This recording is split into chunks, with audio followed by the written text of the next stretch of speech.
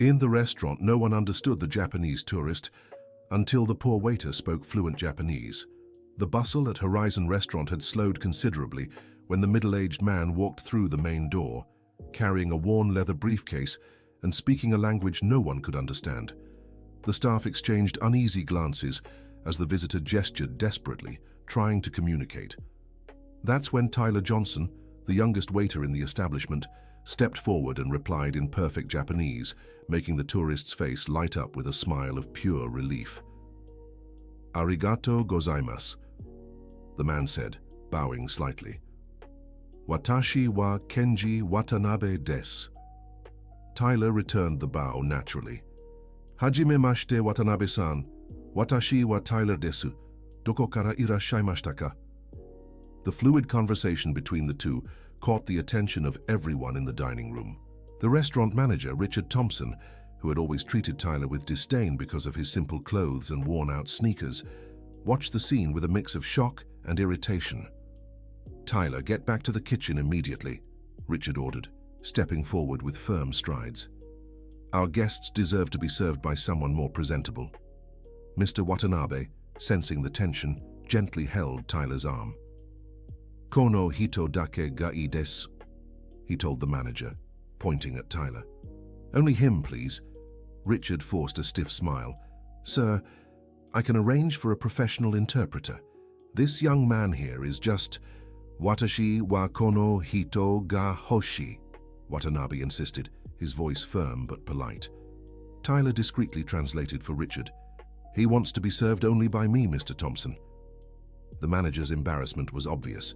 Other guests began to notice the situation, some whispering among themselves, and others discreetly recording with their phones. An elegant older woman, seated near the center table, watched with growing interest. "Fine," Richard muttered through his teeth, "but make it quick." Tyler led Mr. Watanabe to a reserved table by the window, where natural light created a warmer atmosphere.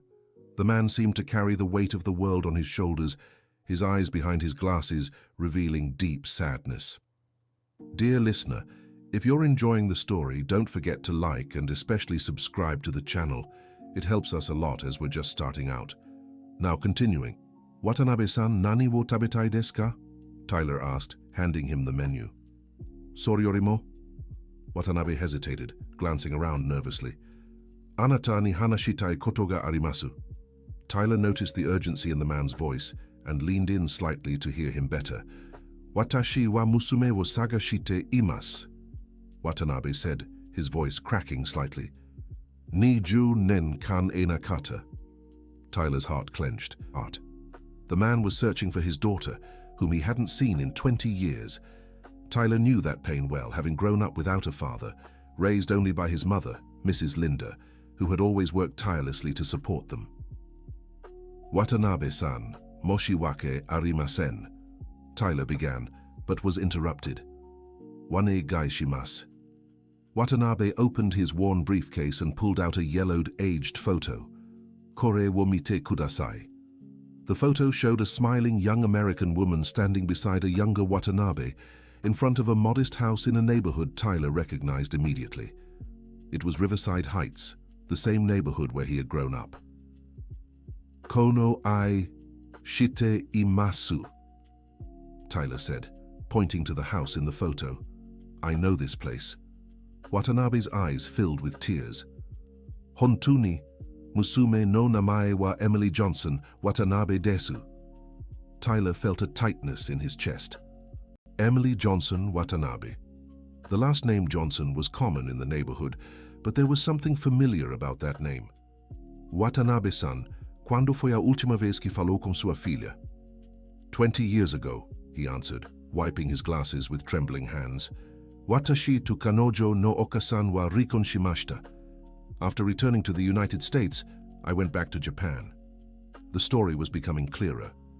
Watanabe had divorced Emily's American mother 20 years ago, returned to Japan, and had lost contact with his daughter ever since.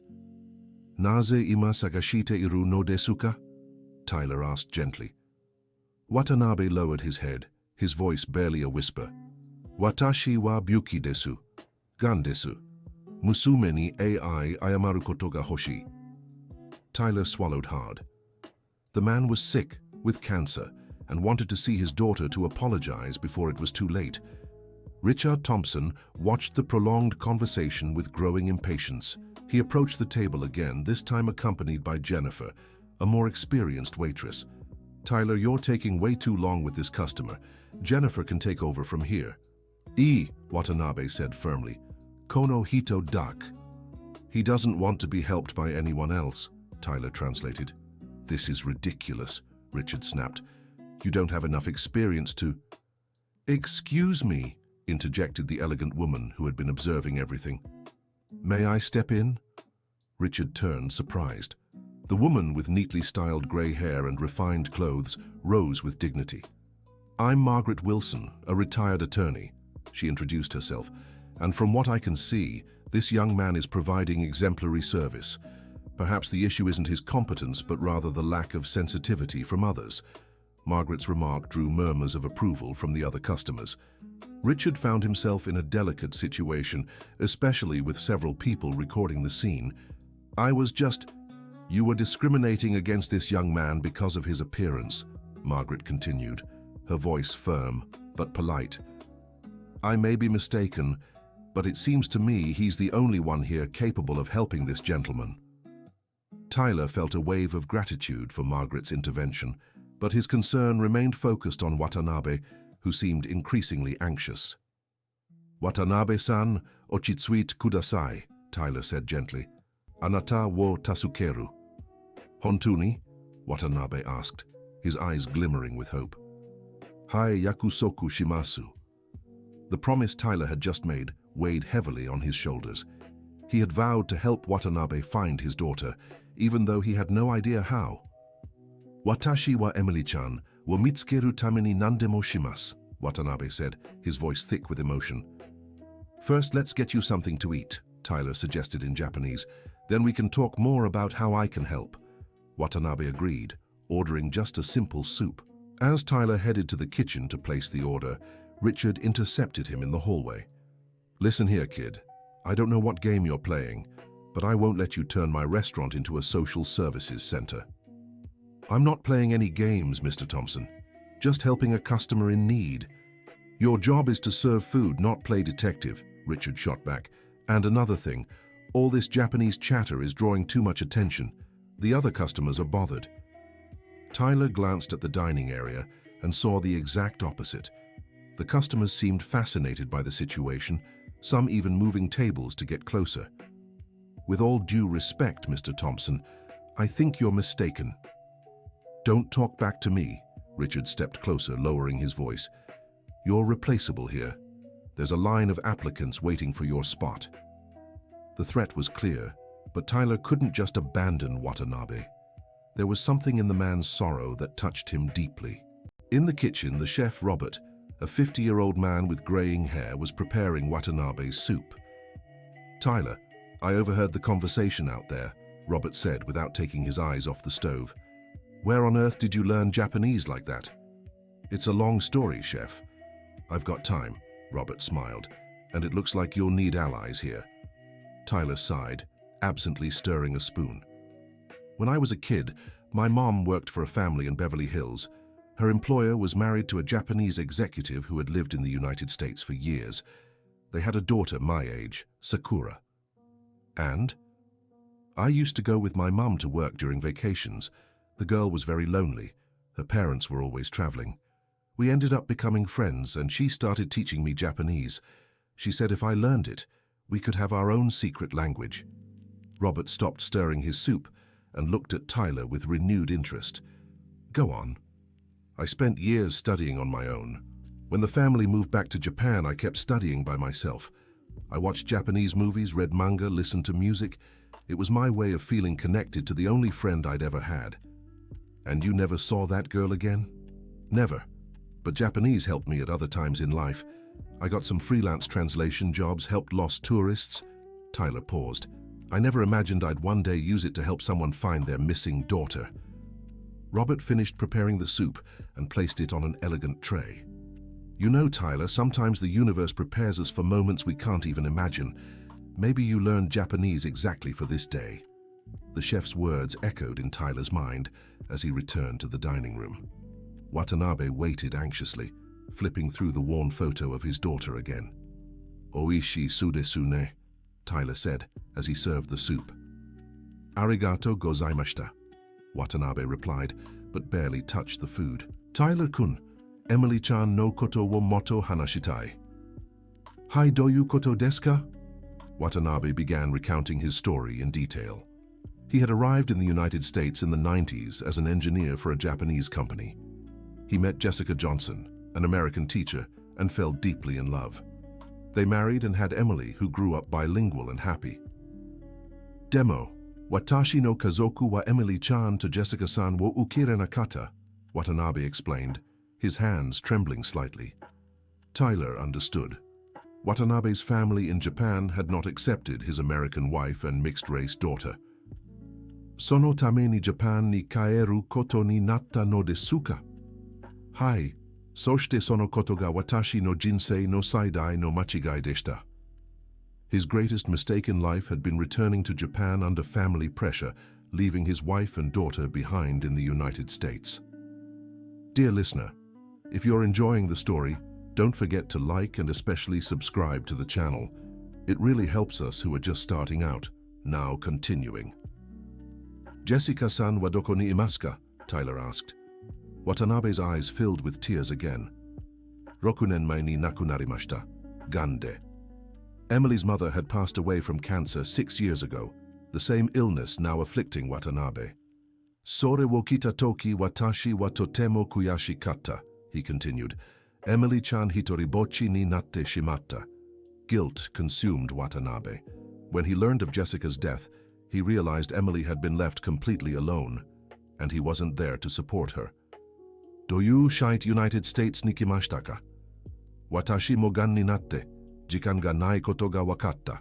Emily-chan ni aitai, ayamaru koto ga hoshi." The urgency of the situation became clear. Watanabe had come to the United States because he too had developed cancer and knew his time was limited.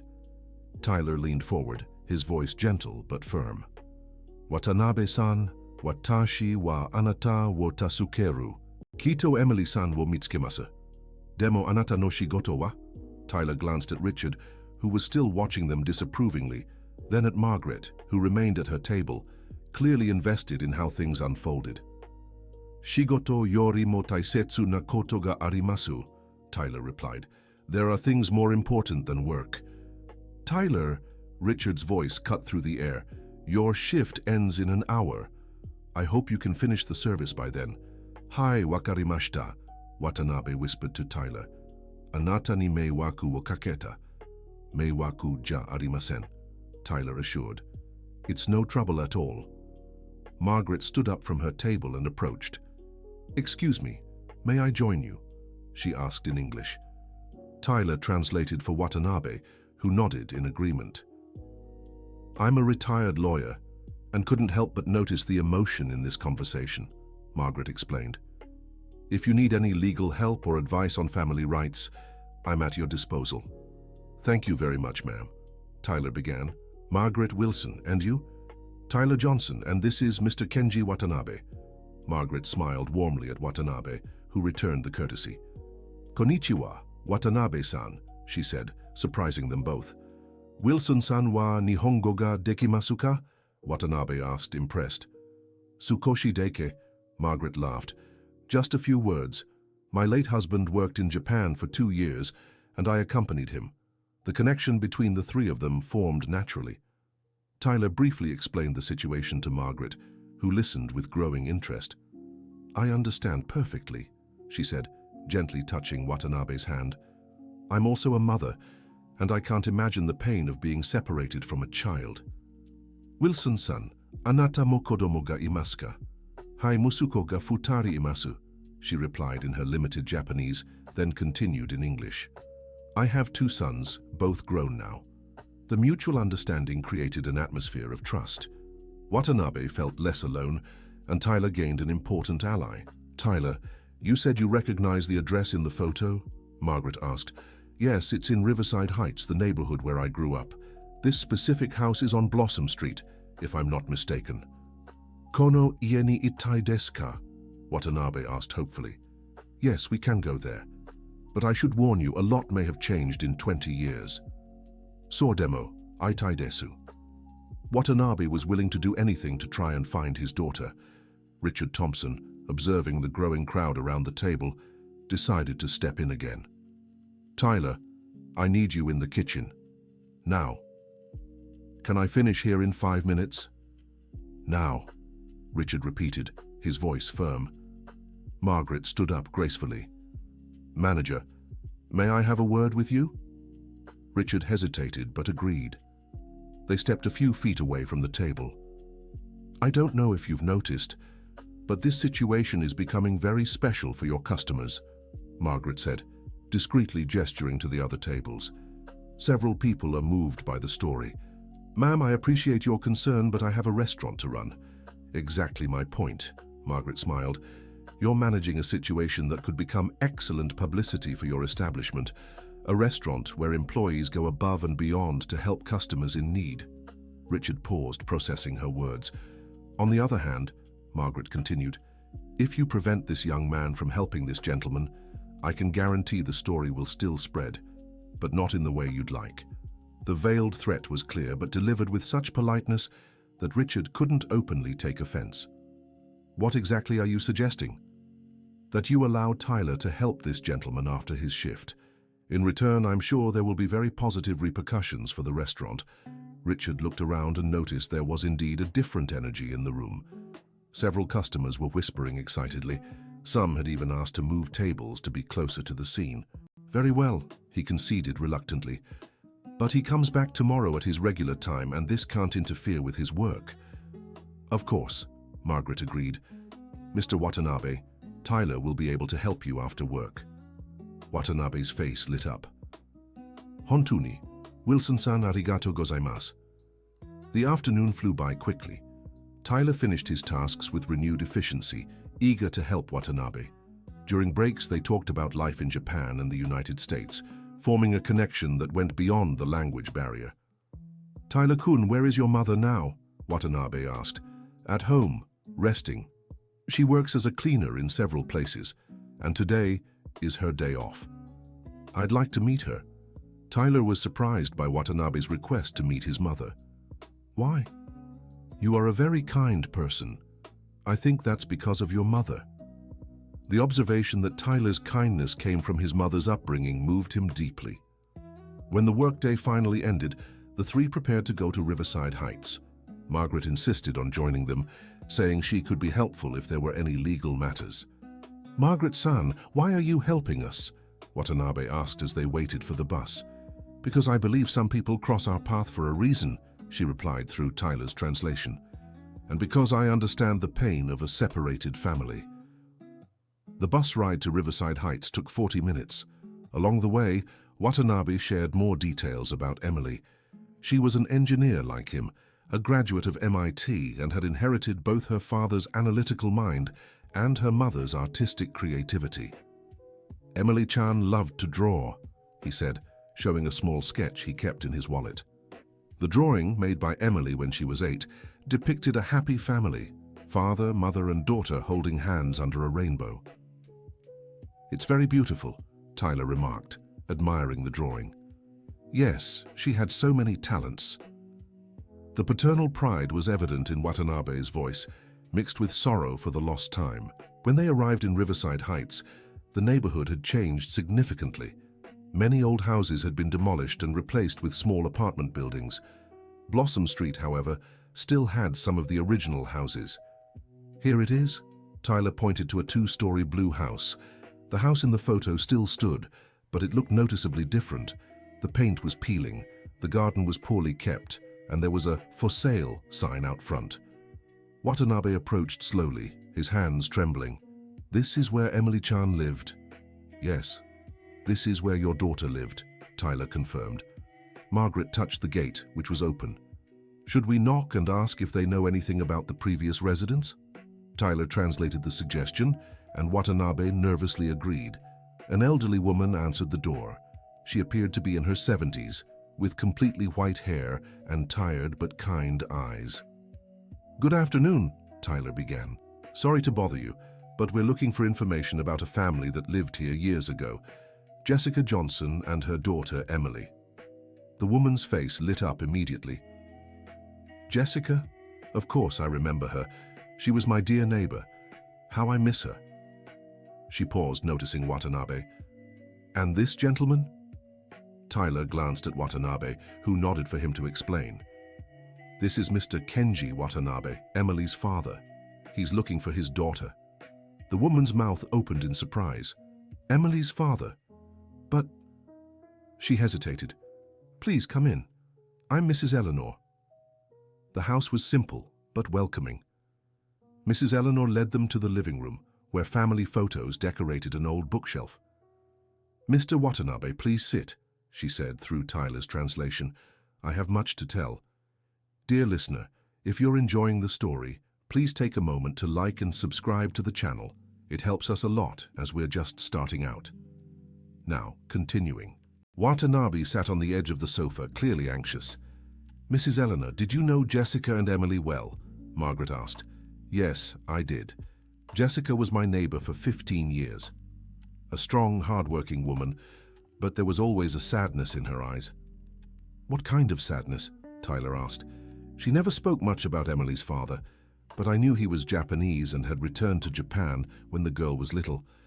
Jessica always said Emily asked about her father, especially when other children talked about theirs. Watanabe closed his eyes, guilt weighing heavily on his chest. Maria-chan wa watashi no koto wo oboete ita no desu ka? He asked. He wants to know if Emily remembered him, Tyler translated. Of course she did, Mrs. Eleanor exclaimed. That girl kept every photo she had with her father. Jessica told me she studied Japanese on her own, hoping one day she could talk to him. The revelation hit Watanabe like a punch. His daughter had learned Japanese thinking of him. Mrs. Eleanor, do you know where Emily is now? Margaret asked gently. Oh yes. After Jessica passed away, God rest her soul, Emily sold the house and moved. But I have her address. We always send Christmas cards. Everyone's heart raced. Hontuni? Watanabe asked, his hands trembling with hope. She still lives here in New York City, in the Williamsburg neighborhood. She works as an engineer at a big company and... Mrs. Eleanor paused, smiling. She has a little 5-year-old daughter. Watanabe nearly fainted. Mago gaimasu ka? He has a granddaughter, Tyler translated, incredulous. Yes, little Sakura, a Japanese name, chosen by Emily in honor of her father. The impact of the news was overwhelming. Watanabe not only had a living daughter, but also a granddaughter who bore a Japanese name.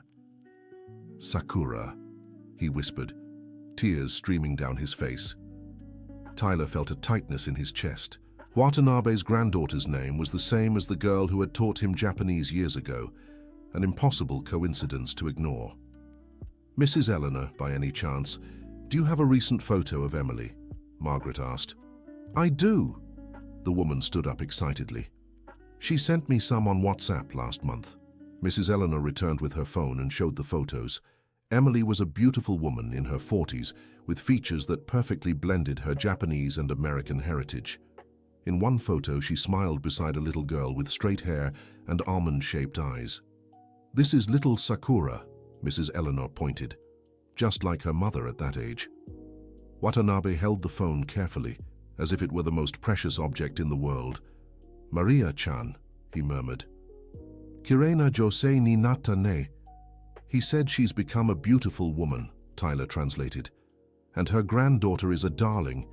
Emily always talks about how smart and curious she is. She even knows a few words in Japanese. Nihongo wo benkyou shite iru no desu ka? Yes, Emily is teaching her daughter Japanese, Tyler confirmed. Watanabe's emotion was palpable. He had discovered not only that his daughter was alive and well, but that she had preserved the connection to her Japanese roots and was passing it on to her own child. Mrs. Eleanor, do you think Emily would want to see her father? Margaret asked cautiously. The question created a tense silence. Mrs. Eleanor thought carefully before answering. Well, Emily has always been very mature and understanding. She never spoke ill of her father, even after all these years. Yes, I think she'd want to see him. Demo, Watashi wa kanojo wo kizutsuketa, Watanabe said, doubting himself. He's afraid he hurt her, Tyler translated. Mr. Watanabe, Mrs. Eleanor spoke directly to him, even knowing he didn't understand English. Emily is a wise woman. She understands that sometimes people make hard choices for complicated reasons. Tyler carefully translated the encouraging words. Could you give us her address? Margaret asked. I can, but I think it's better if I call her first, explain the situation. It wouldn't be good to show up unannounced after 20 years. Mrs. Eleanor's wisdom was evident. A meeting like this needed careful preparation. Hi, Sorga idesu, Watanabe agreed.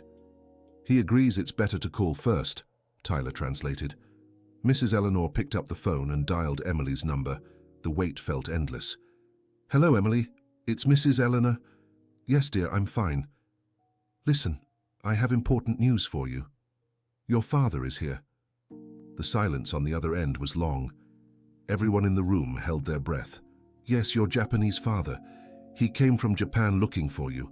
No, he's fine. He's here with me now. Another pause. Mrs. Eleanor looked at Watanabe encouragingly. She wants to talk to him, she announced. Watanabe turned pale. Ima desuka.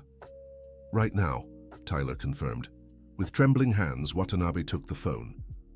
Moshi moshi, Emily-chan desu ka? The voice on the other end was soft, mature, but carried the emotion of a child reuniting with a lost father.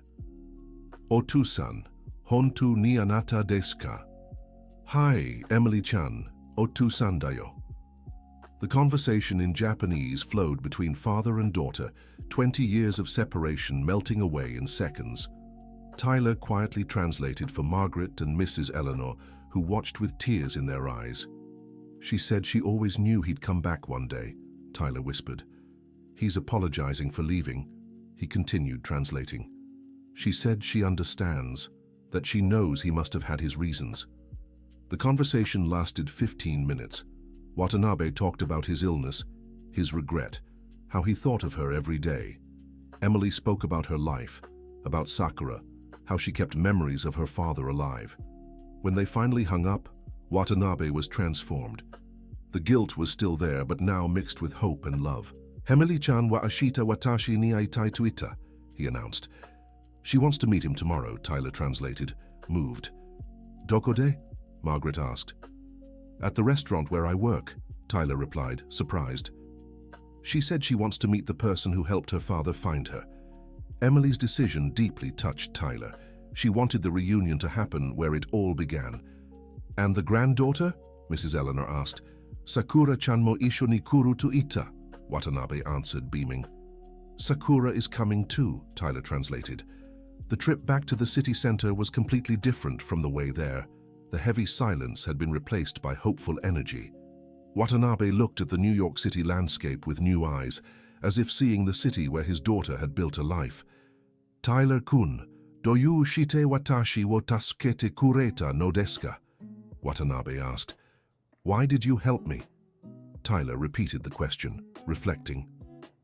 I think because I understand what it's like to grow up without a father, and because I believe families should be together. Anata no otu-san wa? I never met my father. He left when I was a baby. Watanabe was silent for a moment. Gomen nasai. Tsurai koto wo kiite shimata. No need to apologize. My mother was both father and mother to me. She taught me that sometimes helping others is how we heal our own wounds. Margaret, who followed the conversation through the translations, smiled. Your mother is a wise woman, Tyler. Hai kanojo wa subarashi hito desu. Watanabe agreed. He said she must be a wonderful person, Tyler translated. When they arrived at the restaurant, Richard was still there, closing the register. He saw the group approaching with a confused expression. Tyler, I thought your shift was over. It is, Mr. Thompson. We just came to arrange some details for tomorrow. What details? Tyler quickly explained that Emily wanted to meet her father at the restaurant. Richard, initially reluctant, changed his stance when Margaret discreetly mentioned the possibility of coverage by the local press. Well, if it's just a quiet lunch, Richard conceded. Arigato gozaimasu, Watanabe thanked, bowing. No need to thank me, Richard replied, clearly not understanding what he was saying. That night, Tyler barely slept. Watanabe's story had touched him deeply, bringing up his own feelings about fatherhood and family. His mother, Mrs. Linda, noticed his restlessness. "Son, are you okay? You seem worried." "Not worried, Mom. Just thoughtful." Tyler told the whole story to his mother, who listened with growing attention. "What a beautiful story, my son, and how wonderful that you could help." "Mom, can I ask you something about my father?" Mrs. Linda paused, her expression turning cautious. "Of course, son." "Do you think he ever thought about coming back, like Mr. Watanabe?" The question had been avoided for years. Mrs. Linda took a deep breath. "Tyler, your father was very young when you were born. I think the responsibility scared him. That doesn't excuse what he did, but sometimes people make bad choices when they're afraid. Would you forgive him if he came back?" "I forgave him a long time ago, son. Forgiveness isn't for those who hurt us, it's for ourselves. But that doesn't mean I'd take him back. Some bridges, once broken, can't be rebuilt." His mother's wisdom always amazed him. Tyler fell asleep thinking about the different ways families break and mend. The next morning, Tyler arrived at the restaurant earlier than usual. He wanted to make sure everything was perfect for the meeting between Watanabe and Emily. Robert, the chef, was already in the kitchen. "Hey, our interpreter, nervous?" "A little. It's a big responsibility." "Tyler, you've already done the hardest part. You helped a father find his daughter. The rest is up to them." At 10 in the morning, Watanabe arrived. He had dressed carefully, wearing a navy blue suit that was likely his best outfit. "Ohayo gozaimasu, Tyler-kun. Ohayo gozaimasu, Watanabe-san. Genki desu ka? Kincho shite imasu ga tanoshimi desu." Watanabe was nervous but eager. Tyler led him to the window table, the same one where they had spoken the day before. "Kuhi wa ikaga desu ka?" Tyler offered. "Arigato gozaimasu." At 11, an elegant woman entered the restaurant holding a little girl's hand. Tyler recognized her immediately from the photos. It was Emily.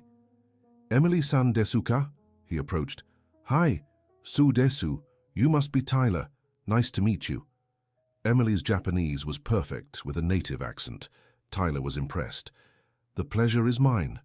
Your father is over there." Emily looked in the direction he pointed and saw Watanabe slowly rising from his chair. 20 years of separation seemed to dissolve in the air. "Otusa, Emily-chan." Father and daughter approached cautiously as if in a dream. When they finally embraced, there wasn't a person in the restaurant who wasn't moved. "Otu-san o genki desu ka?" Emily asked, her voice trembling. "Ima wa genki dayo? Anata to Sakura-chan ni eta kara?" Little Sakura watched everything with curiosity. Tyler crouched beside her. "Konnichiwa, Sakura-chan. Watashi wa Tyler desu." "Konnichiwa," she replied with a radiant smile. "Oji-san desu ka?" The innocent question about Watanabe being her grandfather made everyone smile through their tears. "Hai, Sakura-chan no oji-san dayo," Watanabe confirmed, kneeling to her level. "Sugoi, mama, oji-san wa Japan kara kita no?" Emily smiled, translating for Tyler. She asked if Grandpa came from Japan. "Hai, totemo toi tokoro kara kimashita," Watanabe answered his granddaughter. The lunch that followed was magical. 3 generations coming together, sharing stories, filling the gaps left by years of separation. Emily spoke about her engineering degree, following in her father's footsteps. She talked about Jessica, how she kept Japanese memories alive, and how she taught Sakura about her roots. Watanabe shared his life in Japan, his regrets, his illness, and how the determination to find his daughter gave him strength to keep fighting. "Otu-san, byuki wa do desu ka?" Emily asked with concern. "Chiryu wo ukete imasu. Demo, anata tachi ni eta kara genki ni narimashita." Watanabe explained he was undergoing treatment, but felt better now that he had found his family. "Watashi tachi mo Nihon ni ikitai," Emily said. Her wish to visit Japan deeply moved Watanabe. "Hontu ni?" "Hi, Yuki-chan ni oji-san no kuni wo misete agetai. Emily wanted to show her grandfather's country to Sakura. During the conversation, Tyler noticed other restaurant guests discreetly watching the scene. Some took pictures, others simply smiled with emotion. Richard, who had initially hesitated to allow the meeting, now moved between tables, excitedly talking about the special story unfolding in his restaurant. Tyler. Margaret arrived during dessert. How's it going? Wonderfully. They're getting to know each other again. And little Sakura. She's adorable. She's already calling Watanabe Oji-san and asking when she can visit Japan. Margaret smiled, watching the reunited family.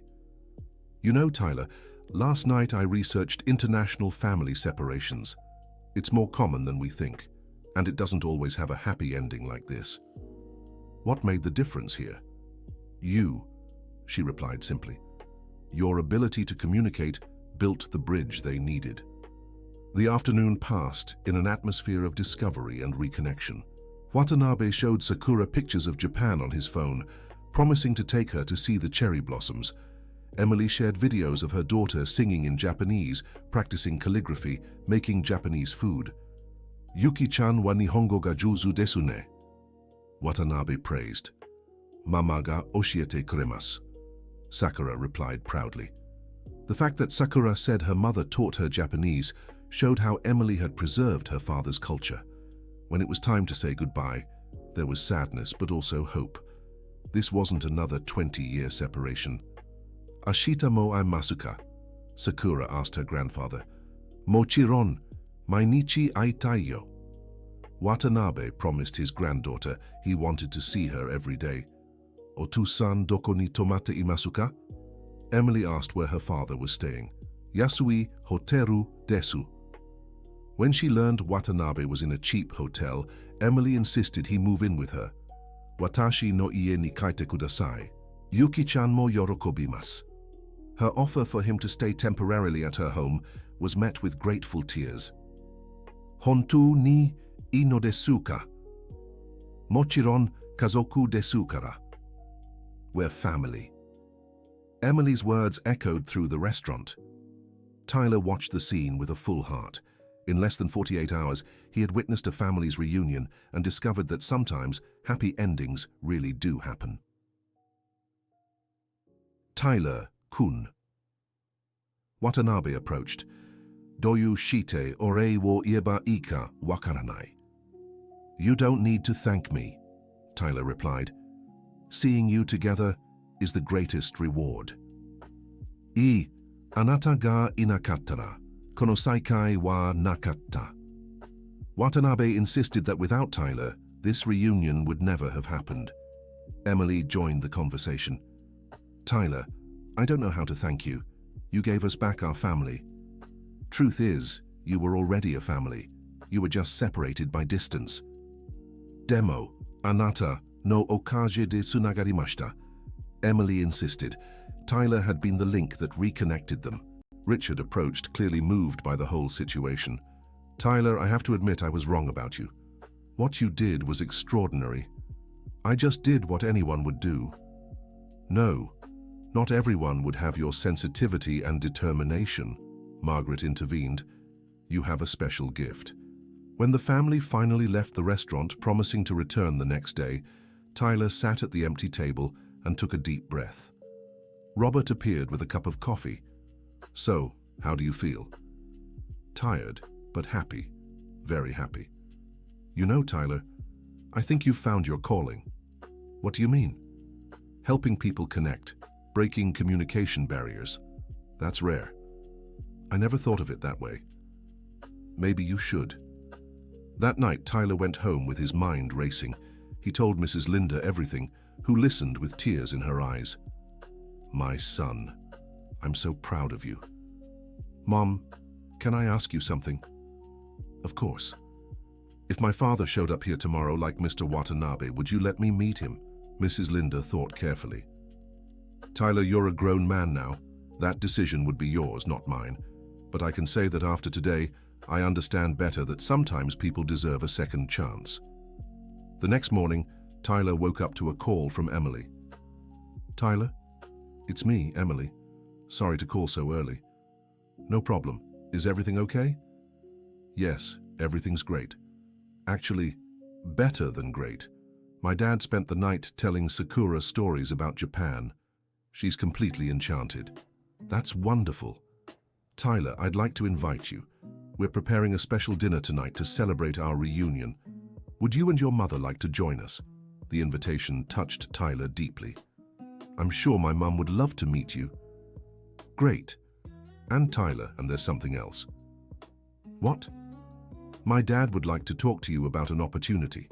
Something work-related." Tyler was curious but agreed to listen. The dinner at Emily's house was warm and revealing. Mrs. Linda and Emily connected immediately, sharing stories about raising children alone and overcoming hardships. Sakura showed Mrs. Linda her drawings of Japan and tried to teach her a few words in Japanese. "Mrs. Linda, do you shite Tyler-kun wa konna ni yasashi no desu ka?" Watanabe asked. "He wants to know why you raised such a kind son," Tyler translated. "Because I believe kindness is the only thing that truly matters in this world," Mrs. Linda replied. "Teach that to your children, and they'll make a difference wherever they go." After dinner, Watanabe asked to speak with Tyler privately. "Tyler-kun, watashi wa anata ni teikyu shitai mono ga arimasu. What do you want to offer me?" "Watashi no kaisha wa United States tetsuyakusha ga hitsuyou desu. Anata ni sono shigoto o tanomitai." Watanabe explained that his company in Japan was expanding operations in the United States and needed a permanent interpreter. "Demo watashi wa gakureki ga arimasen." Tyler protested about his lack of a formal degree. "Anata no noryoku wa gakureki yori mo daiji desu." Watanabe insisted that skill was more important than a diploma. "Kyoryu mo ii desu. Oka-san no chiryuhi mo haraimasu." The offer included a good salary and medical coverage for his mother. Tyler was moved but hesitant. "Kangete mo ii desu ka?" "Mochiron. Demo, anata wa kono chansu ni fusawashi hito desu." Watanabe said Tyler deserved this opportunity. In the days that followed, Tyler divided his time between the restaurant and visits to Emily's family. With each meeting, their friendship deepened. Sakura had grown especially attached to him, calling him Tyler Onisan and insisting he teach her English. "Tyler Onisan, watashi mo anata no yu ni takusan no kotoba wo hanashitai," she said one day. "Why do you want to speak many languages like me?" "So suruto, motto takusan no hito wo tasukeru koto ga dekiru kara." Sakura's answer that she wanted to help more people touched Tyler deeply. 1 week after the first meeting, Tyler made his decision about Watanabe's offer. "Watanabe-san, I would like to accept your offer." "Really?" Watanabe beamed. "Wonderful. But I have one condition." "What is it?" "I want to keep working part-time at the restaurant. That place taught me so much about serving others." Watanabe understood perfectly. "Of course, that's a great idea." When Tyler shared his decision with Richard, the reaction was surprising. "Honestly, Tyler, I expected this, and I have a proposal for you too." "What kind of proposal?" "We want to make the restaurant officially bilingual. You could be our international service coordinator." Richard's offer showed how much perceptions about Tyler had changed. "Besides," Richard continued, "your story is spreading. We've already had journalists interested in covering it. I'm not sure we want that kind of attention. It wouldn't be about you personally, but about the power of communication and empathy to break barriers." Tyler discussed the possibility of sharing their story with Watanabe and Emily. "If our experience can help other families, I think it's worth it," Watanabe said. "As long as the focus is on the message, not us," Emily agreed. The article was published a few weeks later, highlighting how language barriers can be overcome through determination and human kindness. The restaurant began receiving visits from people curious about the reunited family table, as the window table became known. Tyler started his new job with Watanabe's company, splitting his time between business interpretation and working at the restaurant. Mrs. Linda began preventive health care with the insurance plan Watanabe provided, something she could never afford before. 3 months after their first meeting, Watanabe received excellent news from his doctors. The treatment was working better than expected. Tyler, the doctor said my condition is improving. That's wonderful, Watanabe-san. Being with Emily and Sakura has been healing for my heart. Watanabe believed his family was helping his recovery, and it's also because of you. He insisted Tyler had played a part in his progress. 6 months later, Tyler received a surprise that would change his life forever. Emily arrived at the restaurant with Sakura and a young Japanese woman Tyler didn't recognize at first. "Tyler, I'd like you to meet someone special," Emily said in English. "Hello, Tyler," the young woman introduced herself. "I'm Sakura Takeda." Tyler nearly fainted. It was the same Sakura who had taught him Japanese 20 years earlier. "Sakura, is it really you?" "Yes, I've been looking for you too." "But how did you end up here?" "When I heard about Emily's connection and looked into it, I realized you were my old friend." Sakura explained that upon hearing about Emily's story and researching further, she discovered Tyler was her long-lost friend. "Back then, I was so happy you learned Japanese." She remembered how touched she was when Tyler studied the language. "Now you're using that knowledge to help people. It's amazing." Sakura was impressed by how Tyler had applied what he learned. "I'm doing similar work now in international exchange. Maybe we could even work together someday." The coincidence was overwhelming, yet it somehow made sense. The circle was closing in a way none of them could have imagined. "Tyler," Emily interrupted, "there's one more surprise." "Nani desu ka?" Sakura asked. "Sakura isn't just your old friend, she's my father's cousin." "Cousin?" Tyler asked, confused. "Hi, watashi no oka-san wa Watanabe-san no imuto desu." Sakura's mother was Watanabe's sister. "That means," Tyler began to understand, "that the girl who taught you Japanese is family to the very family you helped reunite," Emily finished. The revelation was surreal. Tyler had learned Japanese from the niece of the man he later helped find his daughter. "Kore wa guren no itazura desu ne," Sakura smiled. "Coincidence or fate?" Tyler wondered. "Watashi wa unmeida to omu yo." Sakura believed it was destiny. That evening, everyone gathered at Emily's home for a special celebration. Watanabe, Emily, little Sakura, Tyler, Mrs. Linda, Margaret, and now, Sakura Takeda. "Minasan, kampai," Watanabe raised a toast. "To the power of unlikely encounters," Margaret translated, "and to the kindness that connects hearts beyond borders," Emily added. "Tyler Onisan arigatu gozaimasu," little Sakura thanked him. "No, thank you, all of you," Tyler replied. "You've shown me that sometimes our greatest calling lies in the smallest acts of kindness." A year later, Tyler and Sakura Takeda had developed a joint project assisting families separated by language and cultural barriers. The Horizon restaurant became a meeting place for international family reunions, offering free interpretation services. Watanabe fully recovered and decided to split his time between Japan and the United States, no longer wanting to miss moments with his family. Emily and little Sakura visited Japan, strengthening family and cultural ties. Mrs. Linda became a second grandmother to little Sakura, who now spoke English, Japanese, and was learning Spanish. Margaret joined the project as a volunteer legal consultant, helping families with immigration and reunification matters. Richard transformed the restaurant into a model of inclusivity and cross-cultural communication. Robert created a menu celebrating cuisines from different countries, each dish telling a story of human connection. But the greatest transformation was in Tyler. The young waiter who once worked to support his mother discovered his true mission, using the gift of communication to bring people together. "Tyler-kun," Watanabe said during one of their monthly family gatherings, now a tradition, "Anata wa watashi tachi, no kazoku, no en wo musunde kureta." "It wasn't me who connected you," Tyler replied. "Your family's love was already there. I just translated that love back to you." The end. Now, tell us what you thought of this heartwarming story. Do you believe encounters like this really happen, or are they just coincidence? Have you ever experienced a situation where a stranger's kindness changed your life? Leave a comment sharing your honest thoughts on the power of communication in bringing people together. thank you so much for joining us on this journey. Don't forget to like and, most importantly, subscribe to the channel so you won't miss other touching stories like this one.